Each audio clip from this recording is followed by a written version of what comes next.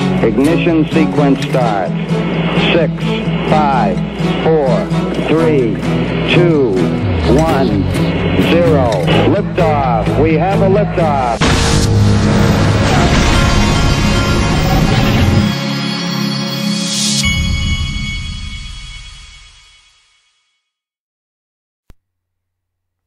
Hey everybody, this is the Digital Asset Investor, and I am thinking about going to vote after this video. I've been putting it off and putting it off and putting it off, but I'm afraid if I put it off too long, the lines are going to get really, really long. So I'm thinking about doing that today. I do not like to go stand in lines. I don't care what kind of lines they are. And so I'm dreading it, but I'm going to do it. Hey, the market, the most interesting thing about the market this morning is that we have crossed 400 billion in total market cap. And that's a big deal. Remember, the highest this market has ever been is, I believe, around 850 billion. And we're half of that, almost half of that right now. Now we have a lot more coins now. Let's see if it shows us how many.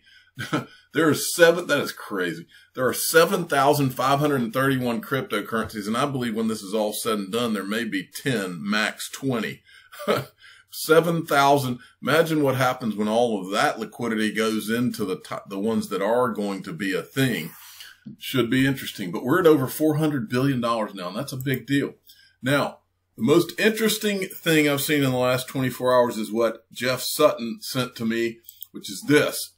Now, remember, what have we seen? We've seen a drumbeat from Ripple, from Brad Garlinghouse, from Chris Larson, from Anha Manuel, who's on the board at Ripple.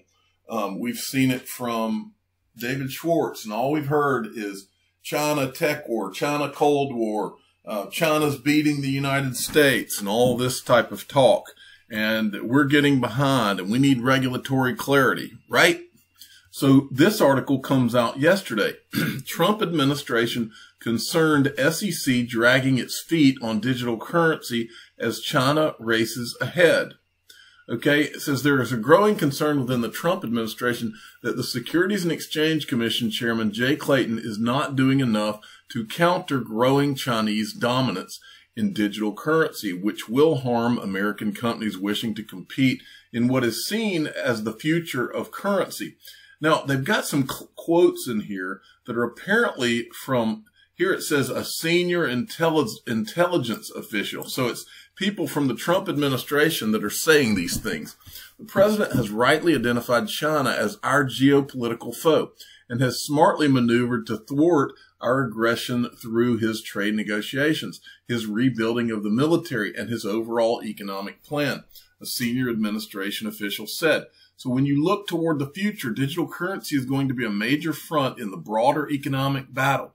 We need to make sure the SEC is not putting American companies at a disadvantage because China is making a major play in the crypto space. A senior intelligence official added, digital currency is a national security issue. What China has done to hold the majority of certain digital currencies is something that's on our radar. China is already test driving the future of finance while the rest of the world is stuck trying to get its learner's permit, Axios Dion Rabin wrote. And then down here, it's talking about how Tom Cotton, who's Senator Tom Cotton of Arkansas, he expressed his concerns and he wrote a letter in July to Jay Clayton. And then he says that he also wrote a letter in December of 2018. And I want you to hear this. Here's what part of what his letter said. Excuse me. Our government should not voluntarily cede that ground by failing to create a level playing field for U.S.-based companies through the development of clear policy that allows them to compete fairly against foreign competitors. Now, folks, this it goes back to the Kid Rock song I always bring up. I was born at night, but not last night, baby. That's a lyric out of one of his songs. This is Tom Cotton saying that we need a level playing field, right? I mean, it's almost like Brad Garlinghouse wrote the freaking article. Ripple, Brad Garlinghouse. Brad, it's great to have you this morning. Thanks very much for joining us. So you're saying you want a system in the United States where you actually see cryptocurrency and a structure for it. Explain the issue that you're referring to on Twitter, Brad. Good morning, Maria. Thanks for having me. I think what the world should really understand, and certainly here in the United States, is that we are in a race with China. I think as we look back 3 or 4 years ago, there was a race around 5G networks. And I think if we look back in time today, we're going to find that we're at risk of making the same mistake again.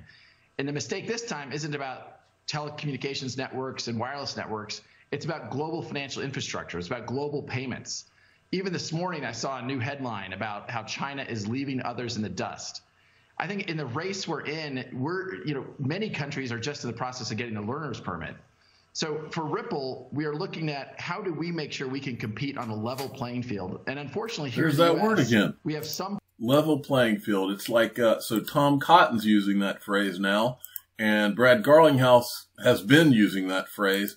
Now, this I'll never forget, because when not just this video, but I've seen several videos, because ultimately what I am supposed to believe is that Ripple's, I've spent over 2 years showing you all the connections of Ripple to the heights of power, whether it's the Federal Reserve, the IMF, the White House, the this, the that.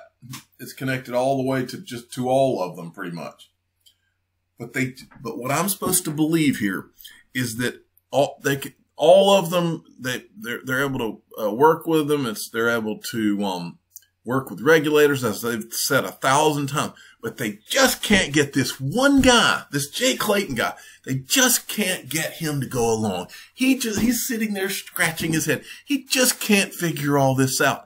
I do not and will not ever buy that, because it makes no sense. And part of the reason it makes no sense is I've watched video of this guy over and over and over. He's never the alpha in the room. He's always the hemming and hawing guy. But in this video, I'll never forget this. This is the one that shows it more than anything. Both of these two guys, this is Glenn Hutchins and that's Gary Cohen. Both of these guys are alphas. You can even look at the way that they're sitting. I mean, this guy is looking at him like, I mean, he's literally, the way he's sitting, it's kind of like the demeanor itself is coming from a place of confidence. And then you've got Glenn Hutchins, just listen to the way he talks. And then this guy's like, well, yeah, okay, and let's talk about another subject now. It's like that. And it's been like that in every time that I've seen Jay Clayton speak. But not only that, and I'll show you more, but I wanted to show you this. My point is, in all this, folks, is I don't care what people tell you. Everybody in government answers to someone. And Jay Clayton answers to someone too. And the people that he answers to, I'm going to show you who appointed him, which is the President of the United States. This guy is not just out there making his own decisions on it and just doing what he wants to do, and everybody's trying to talk him into it. That makes no sense. Listen to this. That the world changed. The world is going to change in finance when we connect the private blockchains via the Bitcoin or Ethereum or other protocol to the other blockchains in the world. Have a global blockchain that's the World Wide Web of blockchains that will fundamentally change the way in which not only do we move value around the world at the speed of light, but also in which we actually fundamentally change the way in which we compute, because it's the fourth computing paradigm I've experienced in my lifetime, the decentralized computing paradigm. But it's like teacher-student is the way he's being talked to in all these. There's several of them. You can go and watch. I'll give you another one just so you can kind of see if he interacts. Right. We can get rid of those 8 to 18%. That's just like the 8 1/4 plus a commission. It's just like doesn't have to be there for the markets to operate. Anyway, so go ahead. By the way, but the funny thing is, at the time we had it, you couldn't imagine it ever going away. Right. But we are now at a place where we can get rid of that 8 to 18% And I can not only can I imagine, I can see it. You need a set of economic constructs in which not that one person gets it versus another person getting it, with which it's irrelevant. Yeah, I agree. All right, last topic. What's going on today? See, you can just tell the way that thing is, and the demeanor and the way they're carrying themselves, the tone in their voices. This guy is not the alpha in the room. And I'm not saying this is not something bad about Jay Clayton. I'm just saying everybody answers to someone. And some people, especially in politics and in Washington and the way this all works, some people are further up the chain than other people. And I don't think he is the one that's further up the chain. I think he is, and I know he is. I know both of these guys are. I've seen this guy in the White House. Like, he's like a counselor. I know he's been a counselor to like several, like national, I think it was economic counselor or maybe intelligence. I can't remember which, but he's a big deal. Okay. But then you got Jay Clayton, and Jay Clayton was nominated. He was nominated to chair the U.S. Securities Exchange Commission by President Donald Trump. Okay. So this guy was literally put there by Donald Trump. And then, you got this. He's on, it shows you here that he's on some of these different councils, and, he's on the president's working group on financial markets. And here's the Financial Stability Oversight Council, which is this one. But I just wanted to show you this to let you know who's on this council here that he's on. You've got the Treasury Secretary. You got the Federal Reserve Chairman, Jerome Powell. You got the OCC, the Comptroller of the Currency.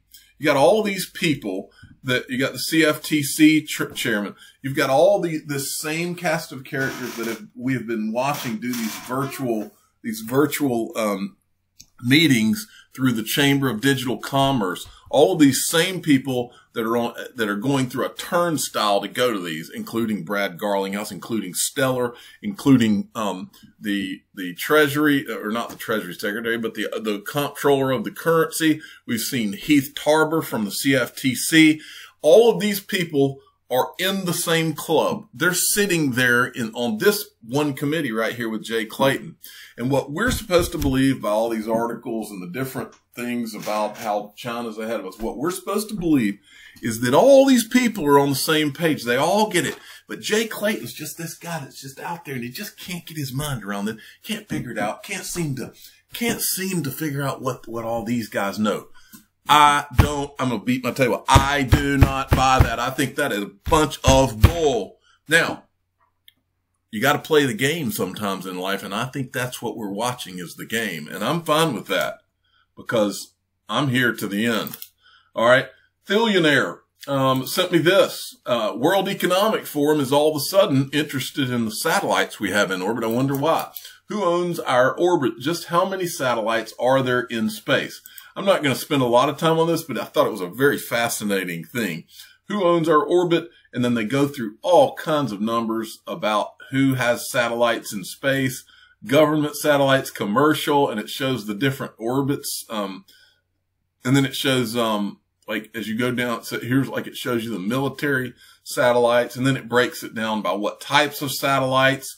This is an interesting note. It says in July of 2020, Amazon was granted approval by the SEC to launch and operate an internet constellation of 3,236 satellites. Constellation equals a group of satellites. And what's fascinating about that is that if you go to Stellar's website, the whole website is a picture of a constellation. Coincidence? I think not. But you can go down this and it gives you all kinds of interesting statistics about satellites that we have. Now, this is from XRP Yo-Yo.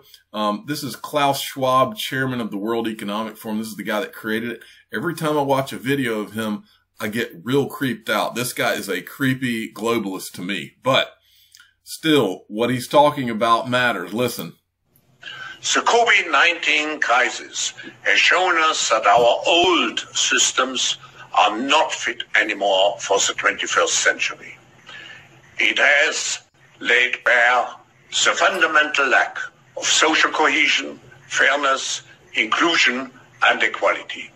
Now is the historical moment, the time not only to fight severe virus, but to shape the system for the need for the post-corona era.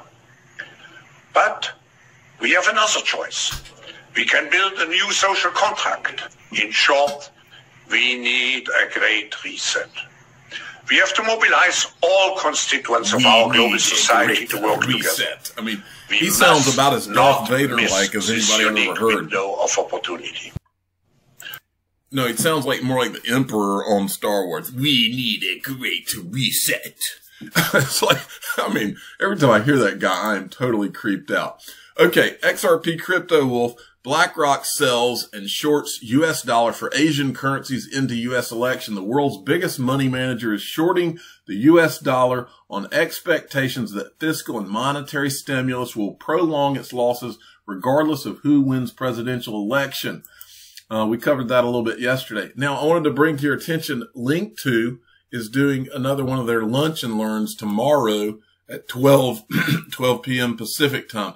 Guest speakers Michael DeLucci and John Murray. They're going to talk about gaming and crypto, which might be interesting to a lot of people in XRP because XRP through Spring, what was Spring, I think it's called. Oh, I keep forgetting what they call it now. Anyway, they're investing in some gaming companies. So you can go to @link2inc is their handle on Twitter. Give them a follow and then go sign up for the lunch and learn. All right. XRP Crypto Wolf Bank of International Settlements will look into how to facilitate cross-border payments using digital currency between central banks. The Bank of International Settlement is also working with Swiss Central Bank to test digital currency by end of year. And it's important here that we remind you of something about Switzerland, Swiss Central Bank, and the Bank of International Settlements. You may all remember the Swiss National Bank Conference in attendance. Brad Garlinghouse. This is the Bank of International Settlements. What is he called? I always forget.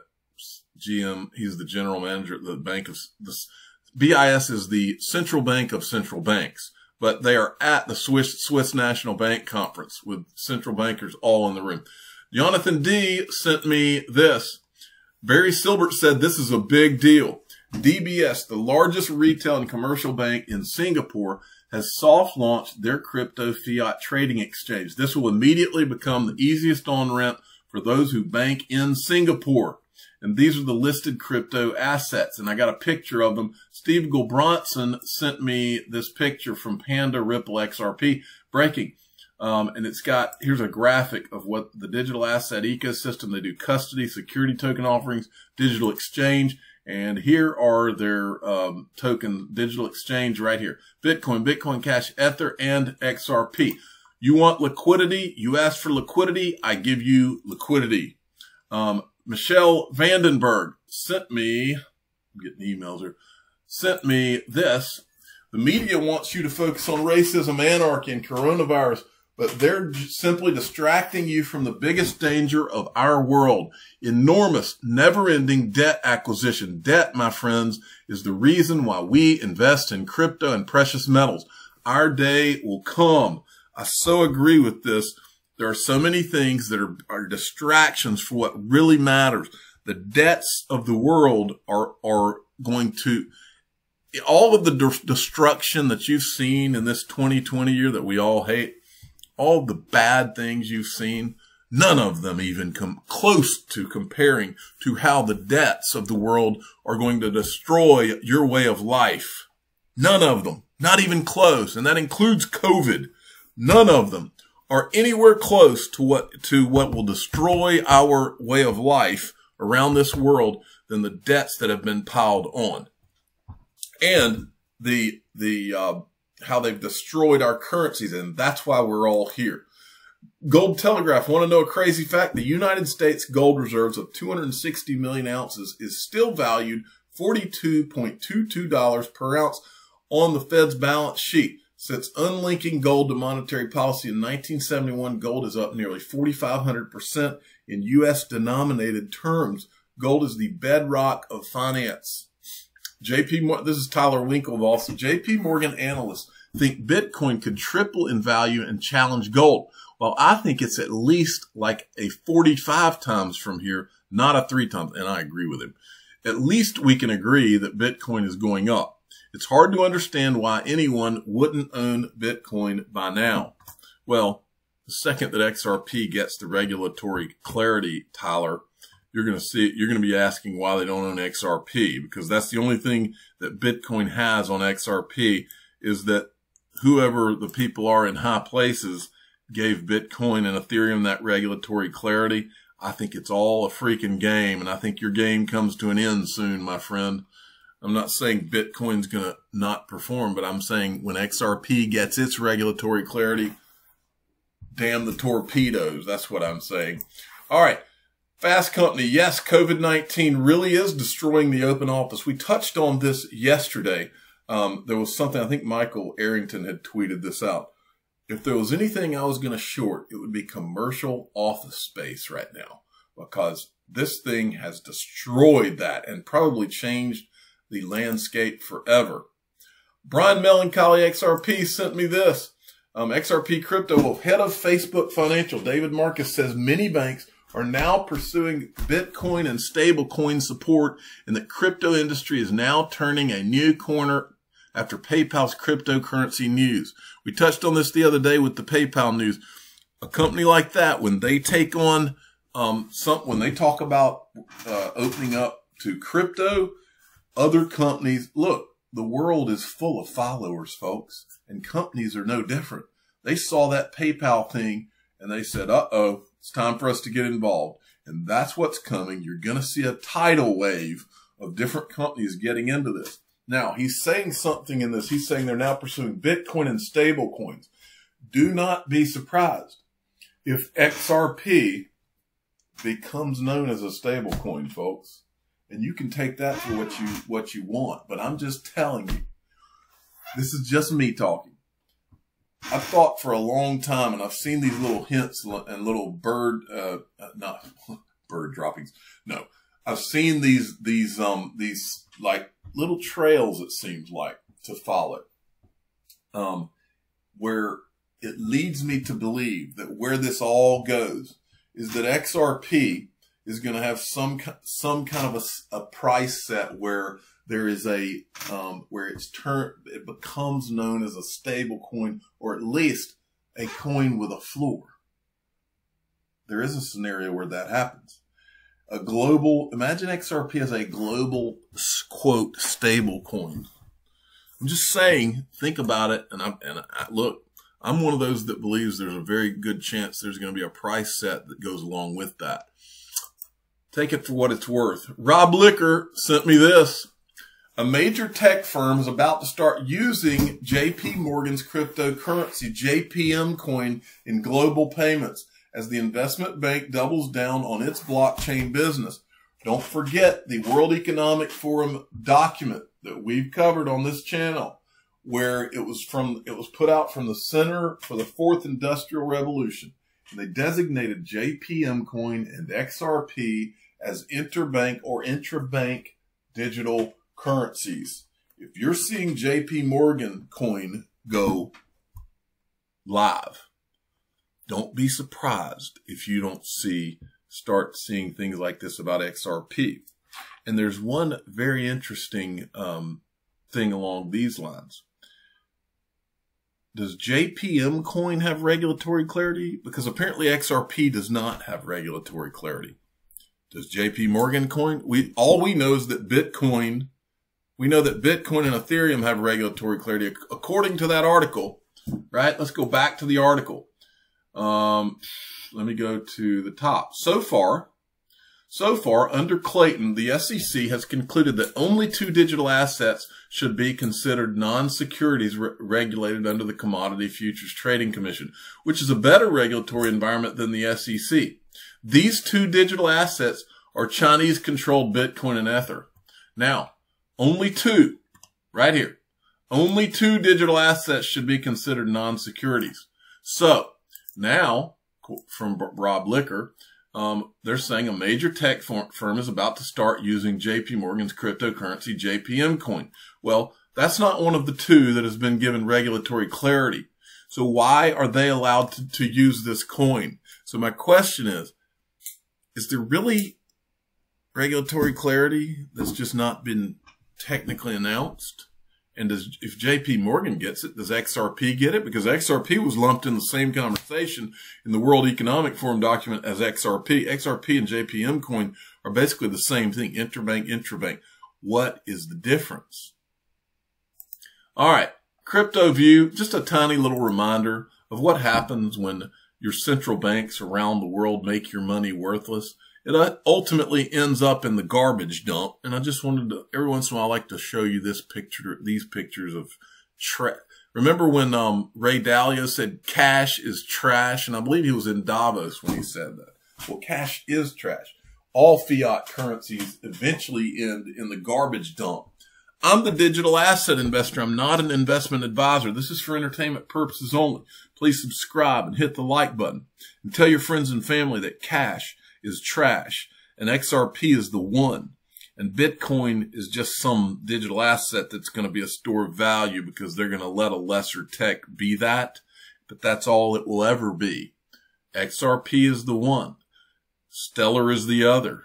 XRP has always been the one. And all the world's a stage. Thanks for listening. Every day, billions of people around the world are mocked, ridiculed, laughed at, and embarrassed by their friends, family, and even strangers. These people go through their days knowing there are secrets being kept from them. They hear the faint whispers behind closed doors. The information and knowledge is held very close and only shared with others who were fortunate enough to find out.